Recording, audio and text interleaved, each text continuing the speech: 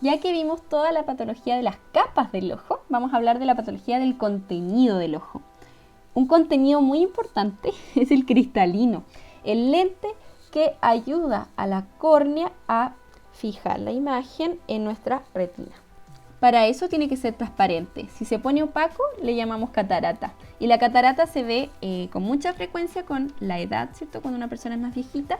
Puede ser también producto de un trauma y en algunos casos, muy raro, puede ser congénita. Y si no la tratamos, la imagen no va a ingresar por ese ojo. La corteza visual correspondiente a ese ojo no se va a estimular.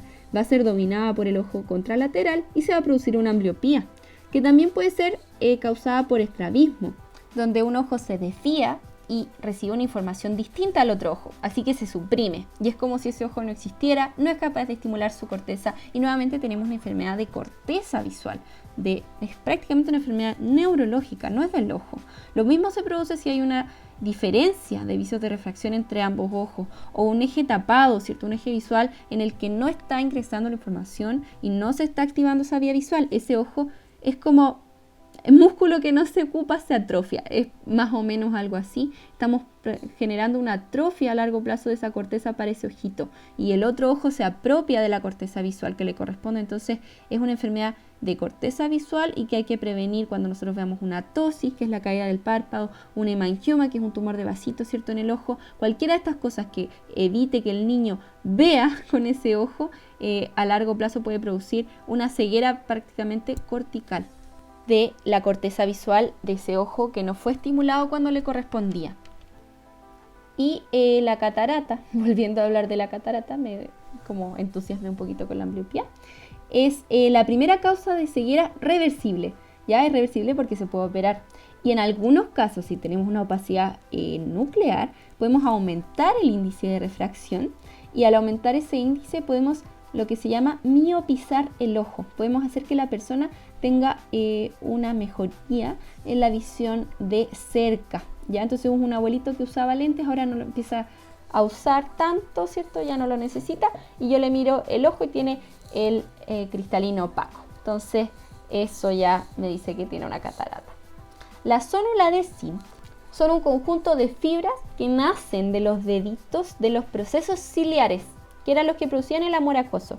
Su otra función que tienen es afirmar la zónula de zinc, que a su vez participa en la acomodación ya del cristalino, que es ese reflejo que nos permite cambiar nuestra visión de cerca a lejos y mantener la agudeza visual. Con la presbicia se empieza a perder esa capacidad de acomodación.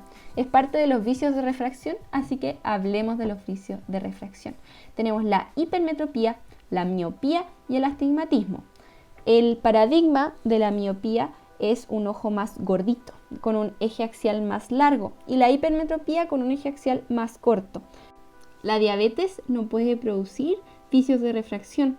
Al estar descompensada, el cambio de la glucosa cambia la osmolaridad y con ello el índice de refracción y puede producir tanto miopía como hipermetropía.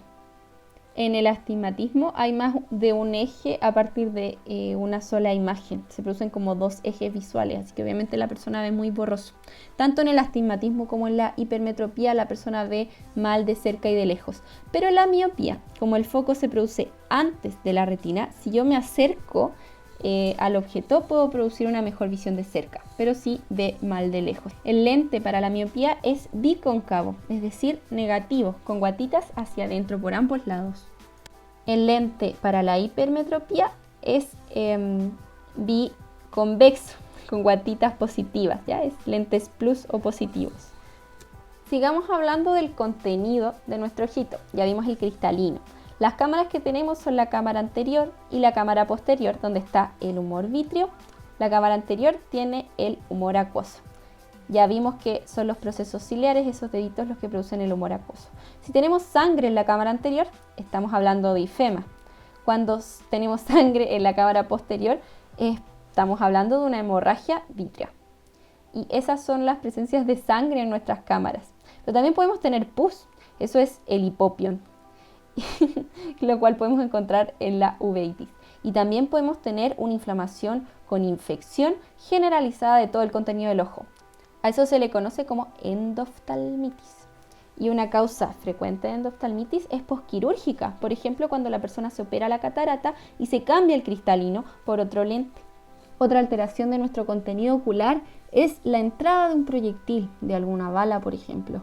Si tenemos la, entre comillas, suerte de que solo atraviese una barrera, haga un solo hoyito de entrada, es penetrante este cuerpo extraño. Y si atraviesa ambos lados ya es perforante, ¿ya? La penetrante es más bien un cuerpo extraño de tipo cuchillo o algún arma blanca. La perforante sí va a ser una bala o un proyectil de alta energía.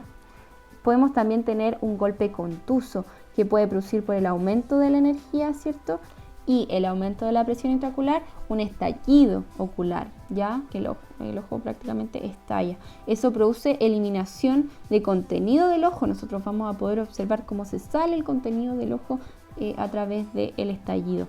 Y también podemos tener metales, cuerpos extraños. Cuando la persona trabaja metal contra metal, puede saltar un cuerpo extraño y producir, por ejemplo, una erosión de la córnea. O puede entrar de lleno a la cavidad, por ejemplo, a la cámara posterior. El cuerpo extraño entonces se divide en superficial y en intraocular. El superficial va a estar en la córnea y el intraocular va a estar en el globo ocular, por lo cual va a ser necesario hacer alguna imagen para encontrarlo. Recordemos que tenemos huesito, ¿cierto? Entonces, rodeando el ojo. Entonces, si tenemos un golpe contuso de alta energía, se puede fracturar la órbita que contiene nuestro globo ocular. Eso sería una alteración del continente de nuestro ojo, ya que terminamos de hablar del contenido. Esa es la órbita, es el continente de nuestro globo ocular. Si nosotros tenemos una fractura de órbita, se suele presentar en la pared medial e inferior, que son más débiles. Como hay una ruptura de la pared inferior, puede haber hipoftalmo, enoftalmo. Se cae un poquito el ojo hacia abajo, se ve más pequeñito. Dado que se rompe la pared medial, puede haber enfisema subcutáneo, crépitos, todo esto por el paso de aire desde la nariz hacia directo a la cavidad orbitaria. Y como la ruptura del piso de la órbita puede agarrar el músculo recto inferior, podemos tener una parálisis de la mirada con la consecuente diplopía, que es la visión doble, porque un ojo mira una cosa y el otro ojo no puede mirar lo mismo porque el músculo está paralizado. El recto inferior, como su nombre lo dice, dirige la mirada hacia abajo, por lo tanto el paciente no puede mirar hacia abajo y cuando el otro ojo mire hacia abajo, este ojo se va a quedar quieto, van a mirar distintas cosas y se va a producir la diplopía. Habiendo visto el globo ocular, el bulbo ocular con toda su patología, me gustaría hablar un poquito del nervio óptico en general.